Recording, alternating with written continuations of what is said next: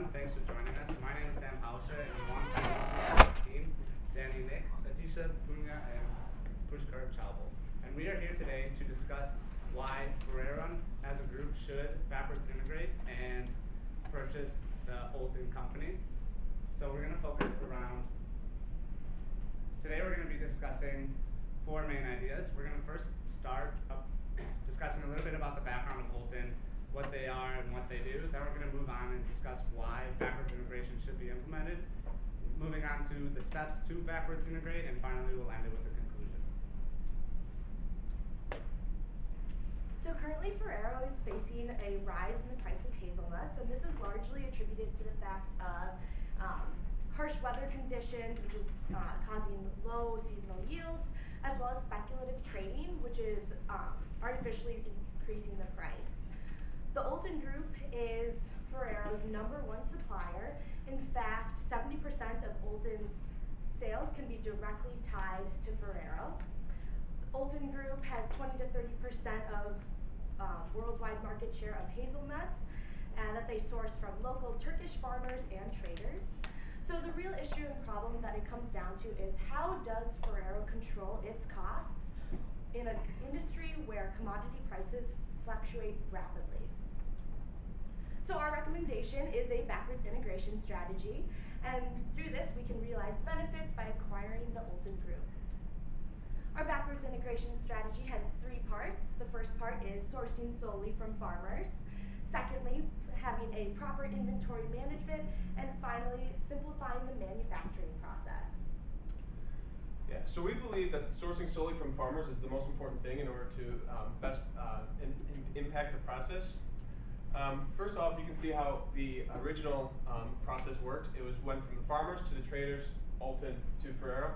And we believe that taking the trader out is just is what we should do in order to best increase revenues. As you can see, Olten already has a relationship with the farmers, and so it would be really easy to kind of have that already previously established relationship. So taking the trader out wouldn't be that big of a deal. I mean, it would be kind of like getting used to it first, but once they kind of got used to the adjustment, I think it'd be really good. Plus, the traders tend to just spike up the prices, and they don't really provide any much value to the product, except for really just shipping it from farmers to the Olten Group. So we have a couple of financial benefits that we're going to see. First off, we're going to see some more consistent pricing. So Olten Group is going to know where their products are coming from, and they're also going to know who's taking care of it, and making sure that farmers are using proper farming techniques. When we do this, we're going to skip the middleman, so that's just going to be product from touching less hands. It's just going to be more efficient in a way, saving costs. Also, there's going to be two other cost savings. We're going to have lower transportation costs and a reduced lead time. We're going to have a reduced lead time because it's going to go right from the farmers to the Olten Group, and so we're going to just skip that middleman of like transportation process and all that. And also, it's going to be reducing that transportation cost, just so it's going to be just missing out on that trader part. And then we're also going to be some operational benefits. First, we're going to have the fair trade sourcing, and it's going to help by sustaining farming practices. Ferrero competes in a process called FFV. It's Ferrero Farming Values. It's basically just a system that provides sustainable agricultural practices, which ultimately just helps to benefit the revenue of the Ferrero. Also, by taking out the trader, we're going to eliminate the knowledge and communication gap. So Olten Group will just speak with the farmers. So they're going to have a good relationship with the farmers, and they're going to know exactly what's going on between that. And finally, we're going to boost our PR, because when we compete in fair trade, for example, we studied, the Harvard Business Review did a study where the top 2 coffee producers started using fair trade, and their sales increased by 10%. And we expect similar outcomes when we start doing that as well. So besides sourcing from the farmers directly, you're also going to get improved inventory management. So I'll first start off by discussing economies of scale. So as you acquire Olten, you'll be able to own the whole process. So throughout the entire process, you'll be able to determine how much for each product you need, and you'll really be able to streamline going towards that product. Besides that, you'll also have a more accurate forecast with the suppliers and with the customers. So with the suppliers, since we're getting rid of the two intermediaries there, you're going to be working directly with them, and you'll know when the season is harsh for the hazelnuts, or when the specific climate is bad, or other reasons, and the demand is pretty low, or the supply is pretty low, excuse me. So you'll really be able to get more accurate forecasts with this because of your relationship with the farmers. And additionally, you work with the customers directly, which you always have, so we'll have that sales forecast as well. Moving on, this will also eliminate a bullwhip effect. So because we're reducing the amount of intermediaries between us, and the lead time is decreasing, we'll be able to be a lot more flexible. So throughout this, whether it be any source of variation, we'll be able to adjust rapidly and really fix the problem and not have too much inventory or too little inventory on the season. Moving on, there's also reduced downstream market competition. So as you buy Olton Group, you'll take up a large market share there.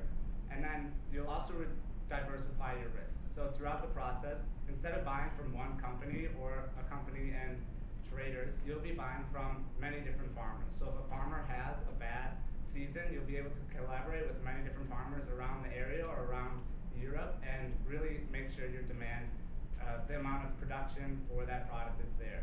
And this leads into directly with controlling the price.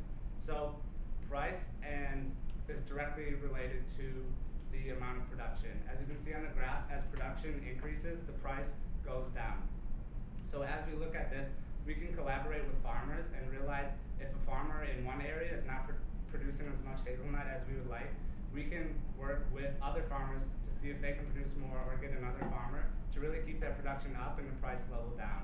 Additionally, because we are eliminating that trader, the traders were the people who really increase the price, so eliminating that will keep the price at the rate we want and the farmers want.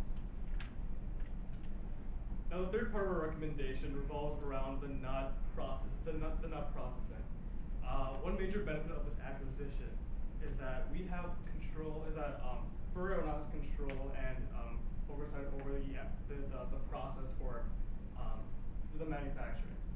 So if you look at the process, we can see that there's four inputs. One input being the shell hazelnuts. Now this output can actually be eliminated because Ferrero doesn't need shell hazelnuts for their products. The time spent, the machine hours, and resources spent for that can be reallocated towards the other three outputs that Ferrero actually needs in their chocolate. As we can see, this is the process that we want to clean up. Here we see that the output is gone. If you want to go to the next slide, we can see here that the as-is process, the second step there is sizing according to shell size, which leads to the output being the shell hazelnuts. We want to eliminate those two steps and thus reduce throughput in the process. All right, so now moving into costs and risks for this acquisition. We examined one company, Hershey, who had a similar acquisition a few years back of the Mauna Loa Macadamia Nut Corporation. And so we basically use this acquisition as our benchmark. And as you can see up here, from this we derived our purchasing price of $4.5 billion. And then on top of that, we went into our operation costs and used that as a benchmark as well to get $461 million, giving us an operating income of about $39 million. Then after our NPV analysis, we used Hershey's cost of capital. We came up with a positive NPV. Now we understand that backwards integration is a large undertaking, and there are risks inherent in this strategy. Now we took a holistic view at all these challenges and found out that one of the biggest risks we have are antitrust violations. That we looked at because of our backstream or downstream market share increase, it could appear that we're monopolizing the inputs that go into chocolate. However, we took a look at the body of law that exists with antitrust violations in Turkey, and we found that the vast majority of the cases have been with cartels and price fixing. However, our strategy is more along vertical integration, which hasn't been a concern for Turkey antitrust in the past. Another challenge we could face is that Ferrero has limited nut processing abilities right now. The core competency isn't there. However, we plan to mitigate that by leveraging Oltan's already existing ISO standard. They have the ISO 9001 2008 standard already, which is a quality standard. And in addition to that, we plan to retain the frontline workers that Oltan already has, because they're the ones who have the process knowledge. We can transfer it to Ferrero. Finally, a big risk that we hadn't had to deal with in the past is managing relationships with the farmers. Since we're buying from farmers directly, we have more exposure to these farmers. However, Ferrero already has a plan in place called the Ferrero Farming Values campaign. And that campaign is a corporate social responsibility campaign that gives farmers best practices when it comes to farming and sourcing. So we understand that there are risks involved with this change, and it is a big change. However, we believe that the value of doing this greatly outweigh the risks along with it. And the value is created by these three strategies that we really want you to focus around. That is sourcing solely from the farmers, improving your inventory management, and lastly, simplifying the manufacturing process. So we want to thank you for your time today, and thanks for listening to our recommendation, and open it up to any questions. I'd like to go back to the financials. So talk about your benefit stream to get to the positive NPV. What's the cost, what's the benefits, how did you arrive at the $5 million number? Sure. So that number was based on the initial outlay of the acquisition cost, which was, if you go to the last slide, that was $4.5 billion. And then we used the revenue, the operating income, of $39 million to do a perpetuity and projected a constant operating income and discounted back to current day, and thus got that NPV value. We used Hershey's cost of capital because it's a similar company with similar holdings. Did you consider cost changes or revenue changes that would occur with the acquisition of the Oltan Group, either synergies or added costs? So synergies and added costs were things that were hard to quantify at the moment, so we made the assumption that they will be held constant just for the virtue of this analysis. Did you consider other alternatives? What were they? And Yeah, we have. We considered not acquiring Oltan and then just working directly with the traders. However, since Oltan was already purchasing directly from the farmers, we thought that the value of purchasing Oltan and using their processes greatly outweighed just working with the traders, because they already did what Oltan does. And since Oltan was kind of already working with the farmers, like there's partially where it says they kind of already have started working with the farmers, and then we thought it would just be best to take out the traders and just make it a one streamline from the farmers to Oltan, since they already have started that relationship forming with the farmers. So we thought it would just be best to just take that whole trader section out and just focus on the relationship between the farmers and Oltan. And just piggybacking off that, like Oltan and Ferrero already have such a strong relationship, and 70% of Oltan's sales are already from Ferrero, that it just kind of made sense to like acquire and make that into like one streamlined process. After the acquisition, we're bringing it with that 30%. Yeah, that brings up a very good point. So the 30% between the FFB that Ferrero uses will try to encourage more farmers to start farming for hazelnuts, and hopefully connect those two together. That'll be further down the line, but right now we're really focusing on just Ferrero's value from purchasing this. How about Oltan's 30% that they don't sell to us today? Yeah, as far as to the other customers, Yeah. we want to connect them to other farmers instead of having them come through our processes. Okay. Recognizing that there's some connection with a portion of the farming population today, my concern is that some of those farmers just may not be well equipped to work directly with us. Did you give any thought to what it would take to get some of those farmers to just work within that kind of operation? There's certainly a spectrum of capability in some of the farming operations from one to the other. So the Ferrero Farming Values Program actually focuses on sustainable farming practices, so we can really collaborate with them there, and we understand that some farmers aren't really going to be on board right away with this, but we'll just have to use previous examples that have worked in the past to help persuade them. And then after they know these sustainable methods, we also show them how to be the most profitable and create the most revenue from the farming. So we hope that that would be a very good persuasive point towards them. I'm sorry, follow-on question was that factored into some of the economics in terms of a ramp-up period, or was the assumption that would be kind of an overnight change in the economics? Yeah, so as far as quantifying that, the FFV plan has been around for a while, and I think, do you want to take that?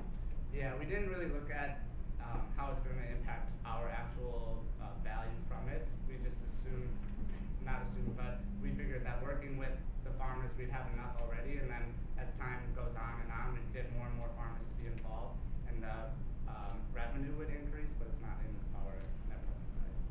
Definitely wouldn't be an overnight thing. It'd definitely be more of a gradual process. Do you consider growing your supply base or growing the amount of farmers you use, and where were you considering that growth? I'm sorry, could you repeat that So, question? did you consider growing the number of farmers for hazelnuts that you worked with? And if so, where would that growth occur? The majority of hazelnuts are actually grown in Turkey. I think it's like a quarter of the world's production of hazelnuts is in Turkey. And there's only it's from the Olten group to where they actually get it. It's only like 150 miles, and so where they produce like 75% of the world's hazelnuts is like a city in it's Ordu in Ordu, Turkey, where they produce like 75% of the world's hazelnuts, and so it's all very close to where they are actually located now. And then as far as increasing the amount of farmers, we hope that the relationship, as previously mentioned, established with the farmers in the past, really encourage other farmers to get involved, because we can show how profitable the industry can be. And where would those farmers be located? Ideally in Turkey, because of how much production is actually there, but looking at it from a demand perspective or a supply perspective, it would be an idea to diversify the selection, because if a climate is specifically bad in majority of Turkey, or if a climate is bad in Turkey, most likely it's going to be in majority of Turkey, so we really want to diversify those farmers too, but that would be something to look into down the road.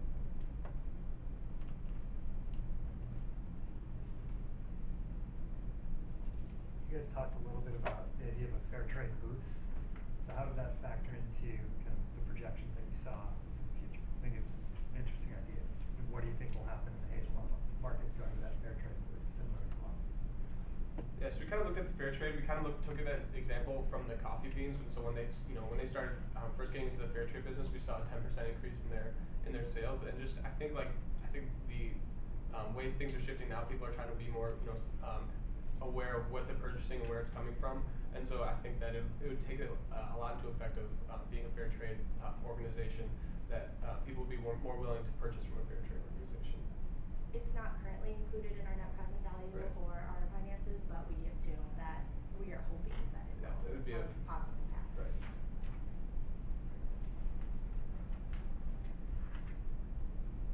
Can you, on the shell, the hazelnuts that I think is part of the manufacturing process, is proposing that be eliminated, just touch again on what the proposed, what those shell hazelnuts would then be, what would be? Right. So those shell hazelnuts. So right now, what they do is they sort out the large hazelnuts and sell those directly. What we want to do is not sort them out, rather have them all follow through the same process. And one of the steps in the process is cracking of shells and separating of nut meats. So they would all essentially be chopped out and used for Ferrero's groups. Ferrero's That change the quality of our product. It wouldn't, because size doesn't relate to quality in this process, as size is just how much you can get out of it. It's not the quality of the hazelnut. So we're not throwing any out because of quality. All of them are staying in there, and we're assuming that the farmers have already grown quality products based on what has been done in the past. So 100% of the products go in, and we're assuming they all would achieve the same quality. Would that change the sales margins for Old Town? They don't really use a lot of the shelled hazelnuts. Most of the product goes to the hazelnut paste, which is used in like the Nutella. So their main selling point is that hazelnut paste, and so they really wouldn't be losing much. Apologize if I missed it. Do you have a timeline? How long this is going to take to merge and acquire them? No, so we understand that Olton has 7 factories in Turkey alone, so that would be a gradual transition, plant by plant base. But as far as the net present value, that was based off of 4 years. How long is it going to take to integrate? Probably within 3 to 4 years, because it is a unique market in the sense that farming, and there's 7 different factories. That would take a while, and making sure that the employees are still doing that and making sure that the factories still have the ISO 9001, it'd probably take between 3 and 4 years.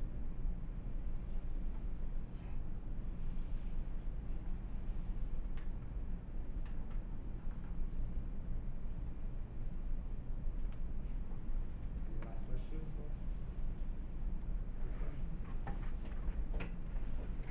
Thank you very much for your time. Awesome. Thank you very much.